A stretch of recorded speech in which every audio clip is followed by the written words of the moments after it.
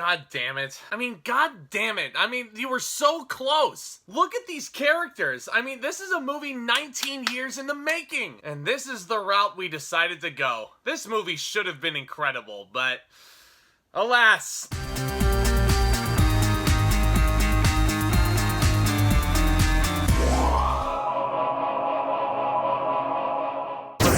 Guys, welcome back to the channel, and welcome back to yet another brand new movie review. As always, I really appreciate you guys so much for stopping by, and I hope you enjoy your stay. Because this time around, we're wrapping up the Shyamalan playlist, the last film I needed to watch before Old. Finally getting them all in the books, but this time around, we're looking at Glass. Once again, starring Bruce Willis and Samuel L. Jackson from Unbreakable, and adding James McAvoy's character from Split. Shyamalan Cinematic Universe, activate. But what's the premise here? Well, David Dunn is now trying to stay one step ahead of the law while delivering vigilante justice on the streets of Philadelphia. And his special talent soon put him on a collision course with the Beast, the psychotic madman who has superhuman strength and 23 distinct personalities. And their epic showdown leads them to an encounter with the mysterious Elijah Price, the criminal mastermind who holds critical secrets for both individuals. And once again, guys, this is a Shyamalan review, so yeah, spoiler warning. Just in case you've never seen Glass, I'm gonna be digging into some shit for you. So just in case, you've been fairly warned. But let me tell you something, guys.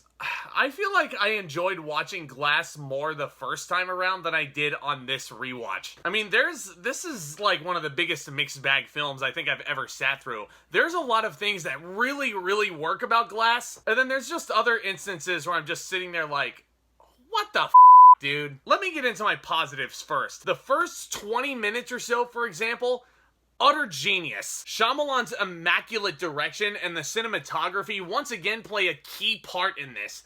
Glass looks utterly beautiful overall. And all the action that we get, and we do get a lot more action than I was anticipating, honestly. But after those first 20 minutes, I was just like, well, now what? Where does the movie go from here? I'll get to where the movie goes, but in my eyes, the best thing about this movie is, without a doubt, James McAvoy. He basically makes it worth the price of admission all by himself. You once again get quite the dynamic turn from him as Kevin Wendell Crumb. And you also get new personalities thrown in there, some of them in completely different languages. And I also really like the idea of that flashing strobe light being able to change a personality at any moment's notice. It almost felt to me like a comedy sports game that I used to play back in the day, known as New Choice.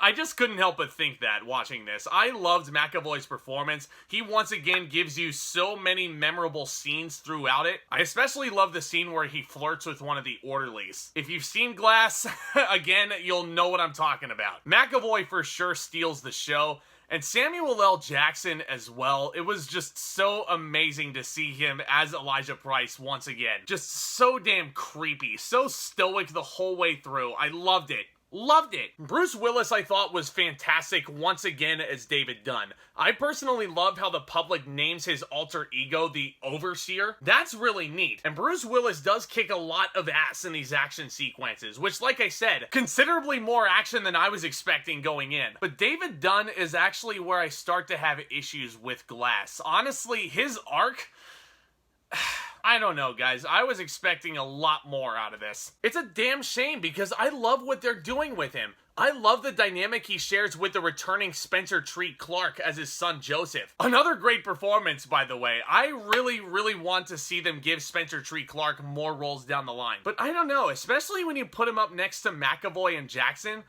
Willis kind of feels sidelined, and the arc we do see of him, it feels very similar to his arc in Unbreakable. It just ends in a different way, which honestly, okay, I'm sorry to bury the lead. Bruce Willis's character dies in a fucking puddle. I mean, can you get any more lame than that? I realize his kryptonite essentially was water, building off of his arc in Unbreakable, like I said, but honestly, just how he dies in that puddle reaching out for Sarah Paulson was just like, ugh. Obviously, I was super disappointed. I found that so anticlimactic. And I gotta talk about Anya Taylor-Joy for a second. She's a good performer. She really is. but her character did not need to be in this film. And this honestly may be my biggest issue with Glass. They legitimately tried to establish a romance between Kevin and Casey, which if you remember Split and their dynamic, that makes absolutely no sense to me. Why would she try and go and comfort the guy who had kidnapped her in Split? Why would she start to have feelings for him suddenly? I don't know, guys. That just rubs me the wrong way. Now, the idea of these three characters being stuck in a psych ward, that's a neat idea. I love how wacky it is. That's what I've always respected about Shyamalan, and that's why I'm always trying to defend him whenever I can. He's a director who always thinks outside the box, and he's an extremely unconventional filmmaker, and I love that about his films. And also, having Sarah Paulson run the joint was an extremely awesome idea, and she's a great performer as well. She's extremely good in Glass. But I don't know, it just feels like the psych ward kind of restricted his own ideas. Like, you know how much I love the first 20 minutes of Glass. I wanted it to be more like those first 20 minutes all throughout this entire 2 hour and 9 minute runtime. But instead, most of the film just takes place in a psych ward, and I don't know, Glass really does not live up to its full potential, because there are so many other creative routes they could have gone, and it's baffling to me that this is the route that they decided to go in, especially with this twist. I mean, like... The twist where it turns out that Sarah Paulson was the villain the whole time, saying all these guys were delusional. And I'm not gonna lie, I guessed this correctly even watching it for the first time in theaters, and... I just feel like there are so many different ways that this movie could have ended, but... It's just baffling that this is the route that Shyamalan chose. Especially killing off David Dunn in a goddamn puddle! Overall, yeah, there are some good things about this movie. James McAvoy easily steals the entire show. But this movie should have been super. It just wasn't in my eyes. I'm gonna give Glass a C+.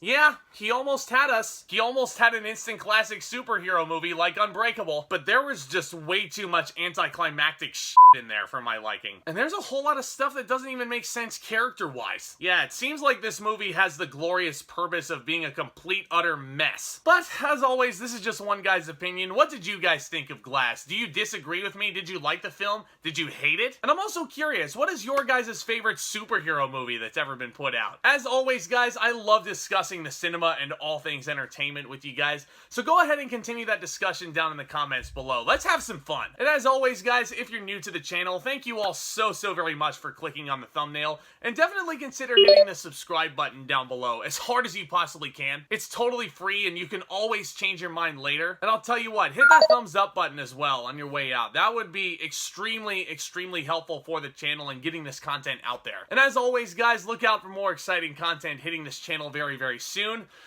Holy crap, we did it. We got through all of Shyamalan's older films in the build-up to his new one, and that's next up on the playlist. We're taking a look at his brand new film that just hit theaters, Old. So stay tuned for that review and much more, guys.